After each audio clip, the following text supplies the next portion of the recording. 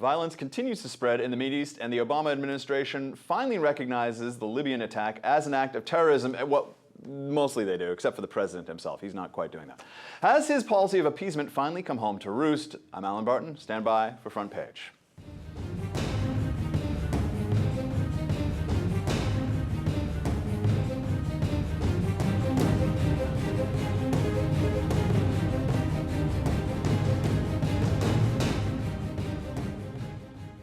It's been over a week since Ambassador Chris Stevens was murdered in Libya. The administration is finally admitting what we knew all along, that this was an act of terrorism.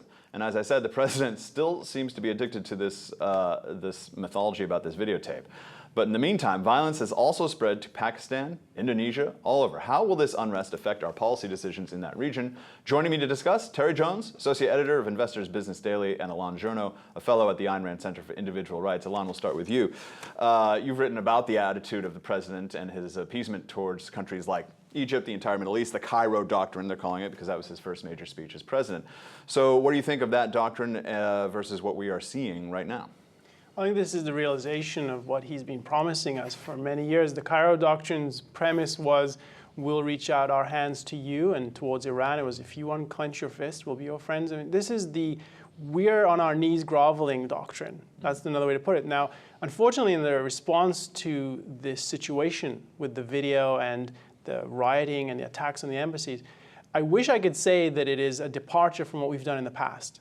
And in some ways it is, but details, the fundamental is that it's continuing a pattern that we've seen for many decades with this kind of aggression from the Islamist movement. And the fundamental here is we haven't recognized that it's pushed by an Islamist movement, a religious ideology, and that often it's a pretext. I mean, I don't think a lot of them have maybe watched this video or... This is the most unwatched video in the history of the world to have apparently started so much violence and so much unrest. Terry, what do you think of what's going on here? Well, I mean, it's shocking, but this is what a policy of weakness and appeasement gets you. I mean, this is something that should have been learned from history over and over again by anybody in the State Department, anybody in the Defense Department, and certainly anybody in the executive branch, but apparently few people understand this. Whenever you're weak, you make yourself weak and meek before your potential enemies. They will treat you as a weakling, and that's what they're doing right now. And President Obama and Secretary Hillary Clinton have not done us any favors by suggesting that it's this video that is the cause of all this. Well, it's so odd because Secretary Clinton continues to sort of, in my opinion, condescend to this audience. Like, we here in America have a First Amendment, la la la la la la. So she's going on about how we have a First Amendment and protected free speech. Meanwhile, in California last week, they took in the alleged filmmaker in the middle of the night with a bunch of sheriff's deputies on apparently what was it, a parole beef or something. Or, they're leaning on Google, right? They're trying to get they're this leaning off on YouTube. Google to take the thing down. They take this guy into custody. What does that say? I thought that was stunning to see this guy rounded up in the middle of the night, whoever he is. What did you think when you saw that? I mean, from the statements in reaction to the attacks on the embassies, they give you the perfunctory, we believe in free speech, but we think this video is disgusting and horrendous, and no wonder you're upset. That's not the government's place to say that. The government's place is to say the first clause. We believe in free speech, period. We're not taking a position on this particular video or any statement, book, magazine article, picture. That part of it is not the government's to take a stand on. And instead of giving this guy a perp walk and showing, I'm sure he's terrified, and their first reaction should be, we protect you. This is your right to create something and air your views, whatever your views are. And I actually saw this video, or what was online. It's silly, but he has a right to be silly. He paid for this to do. Yeah, Terry, some are saying that underneath this is a narrative of Obama's worldview.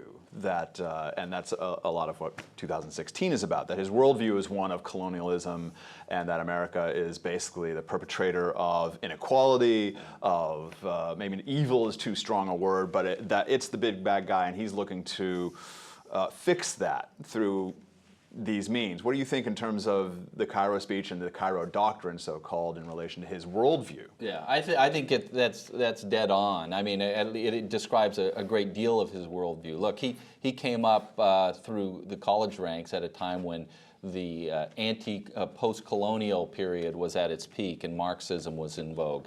And both of those ideas had a very strong influence on him. And you look at him now, and our policy in the Mideast, rather than enabling this wonderful so-called Arab Spring, has been to, in fact, empower the Muslim Brotherhood.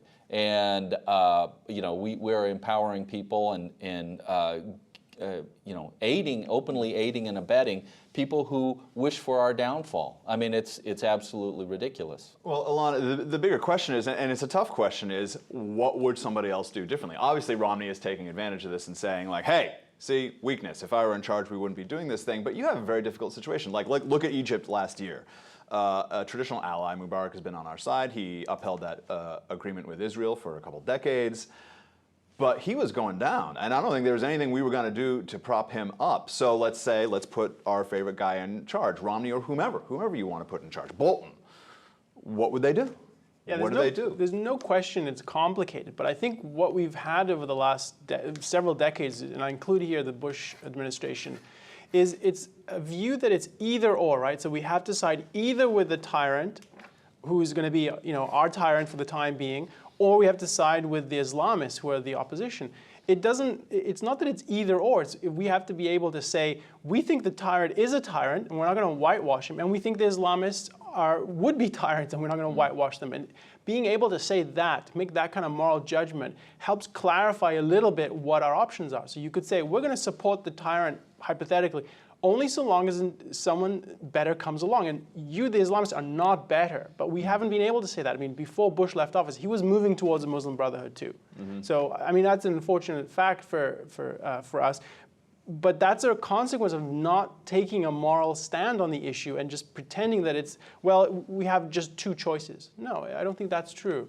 Do you think, getting to sort of a more specific issue, the idea of our oil dependency over there, how much does that lock in our policy to stay engaged with various thugs, autocrats, now crazy pseudo-democracies of Islamists?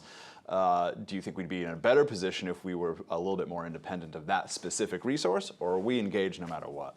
I think we would be in a better position if we were more independent. But that said, we don't get a lot of our oil anyway from the Mideast. We get most of our oil from Canada and Mexico and Nigeria and Venezuela, places like that. But one thing I would say, and I feel very strongly about this, I think a lot of it is sending the correct signals to people, and particularly to potential enemies, so they know what they're dealing with. And our defense of our First Amendment rights should be absolute. We should say we have the right to speak. You will not shut us down. And we should also tell those who would attack our embassies and our consulates, that is American soil, and attack on American soil will be dealt with. Speaking bluntly, some bullets in the heads of the people who did this thing in Benghazi would send a nice message. I hope, it's not like he hasn't done it. I hope there's some special forces guys at work finding those people and taking care of business, because you can't kill our ambassadors. It's just, you can't let that happen. All right, gentlemen, that's all the time we have here. For Terry and Elan, I'm Allen Barton, and you've been watching Front Page.